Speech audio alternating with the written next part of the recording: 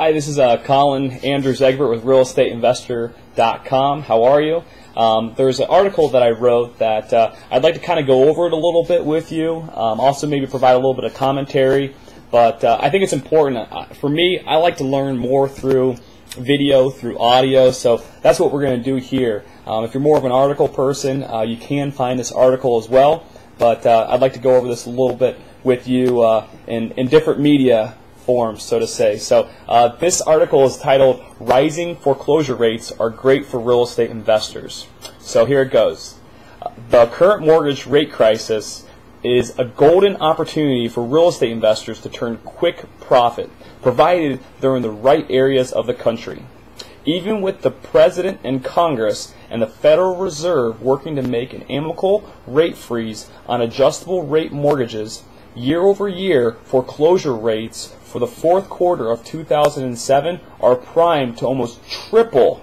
Now let me say that again, triple what they were in 2006, according to the Investors Business Daily, which is a great resource for you to check out. These foreclosures represent opportunities for savvy business investors to buy a distressed property and turn it around quickly with minimal renovations on a short sale. So let's actually talk about that a little bit more. The key to finding these opportunities is due diligence and pre-foreclosure investing.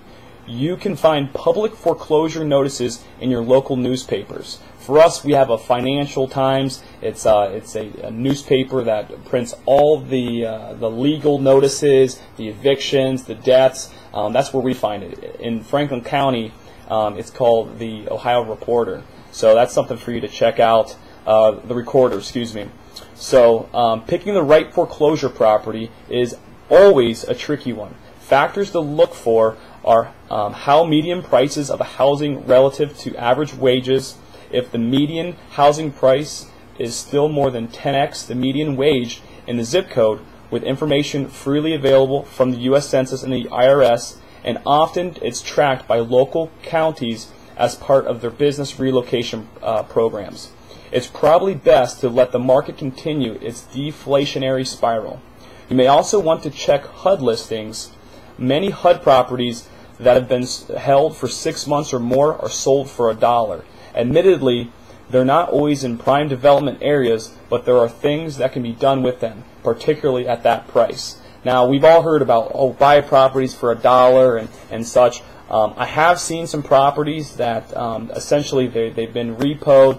The state or the county now has them, and they just want it done. That if you can show a plan for what your renovation is going to be, if you can show that you have some track record, some experience, they essentially just want to have their areas not turn into ghettos, not turn into places with abandoned houses all over the place. So if they can just give you the house, it might be a wreck, but if they can just give you the house, they want to know that if they do so, that you're going to be able to do the proper things with that. So there's a lot of governmental different websites that show and have properties that, they're essentially will give them to you as long as they can feel comfortable that you're going to do a good job and that you're going to improve the community, as opposed to get it, buy it, not do anything with it, and essentially nothing has improved. So that's a little bit about that part.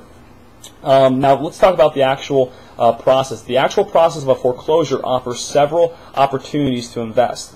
The first opportunity is before the foreclosure actually happens. Now, this personally is my favorite way to invest. A lot of homeowners and mortgage companies are willing to sell a reputable investor before the process of a foreclosure happens. Now, before the actual completed process, that is. And with the credit crunch going the way that it is now, they're more than willing to play let's make a deal. From the owner's perspective, selling at a loss now gets from under a mortgage they can't afford without demolishing their credit history. From a mortgage holder's perspective, it gives them some revenue stream rather than the solid prospect of having a property that they can't unload other than at public auction. From the perspective of an investor, it means you aren't bidding against other investors for the same property, and you can work with the current occupant for a phased move out. Now let's actually talk about that a little bit.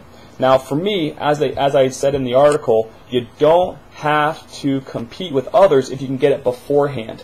Now, the idea with lenders, they make money when they lend money out. They cannot lend money out if they have a bunch of bad debt. Now, what bad debt is essentially a non-performing asset, a mortgage that is not being paid. Someone that is going through the foreclosure process, they're not paying their mortgage, so that becomes a bad asset, a non-performing loan on the mortgage. What this means is that the bank now has to hold more money, they have to hold more cash into it, and they're not able to actually do it. So you want to make sure that that money that the banks are willing to take a discount on, that you can capitalize on that. Now, is it easy and do you not need any money these days? It is more challenging, and short sales are a tool in your investor tool belt as opposed to an end-all. The days of a simultaneous closing and for folks being able to just use short sales and nothing else are coming to an end, in my opinion. They're becoming harder, and as the market becomes softer, the banks only give you a certain amount of time in order to be able to sell that property to an end buyer. They want folks that can be able to close with cash, and double closings are not like that. So that's definitely something for you to check out as this market continues to change. Now let's actually talk about if the property does go from late payments to foreclosed. Talk to the foreclosing agent and see if they can put in a sealed bid before it goes to auction.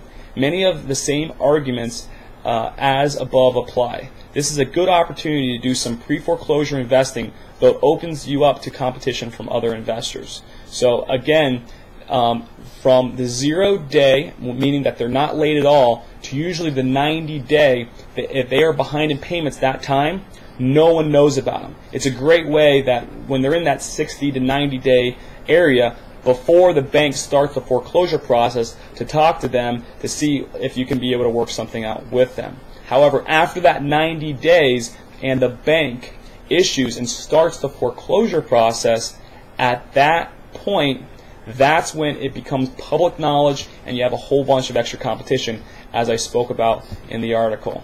Now, again, what I like to do is if I can be able to find the folks before everyone else does, that's obviously ideal.